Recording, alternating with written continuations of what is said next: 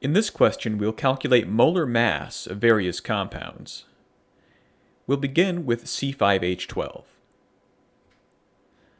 We'll start by saying that there are 5 carbons and 12 hydrogens. Now what we need to do is go to the periodic table and look up the mass of carbon on the table. On the table, carbon has a mass of 12.01. That's located here. Hydrogen has a mass of 1.008.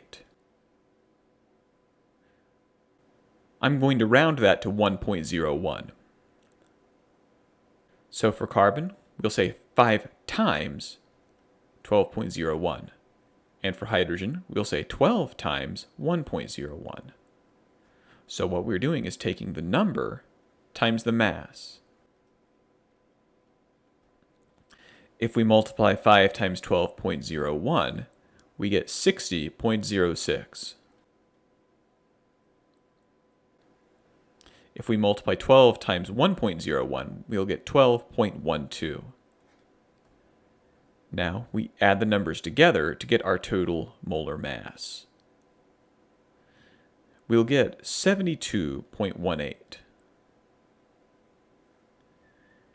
And the units of molar mass is grams over moles.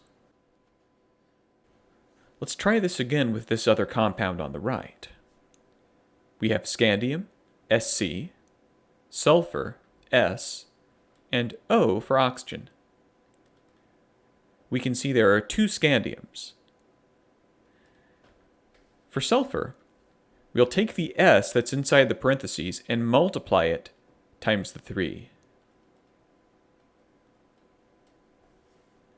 Now, since there's only one S inside, we'll begin by saying 1 times the 3 on the outside.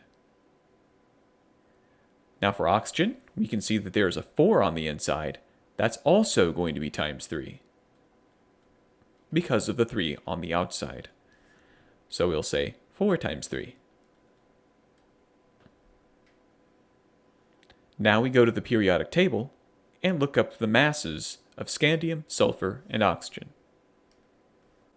Scandium is located at the beginning of this blue block,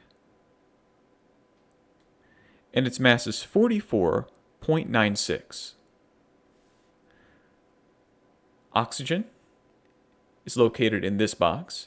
It says 15.999, but we'll round that to 16. Sulfur is directly below oxygen, and its mass is 32.06. We'll multiply scandium by 44.96, sulfur by 32.06, and oxygen by 16.00.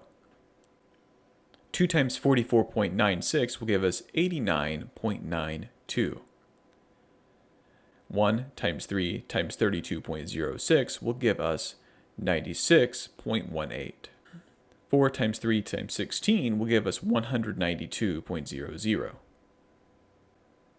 This will give us a total of 378.10. And this will be in grams per mole.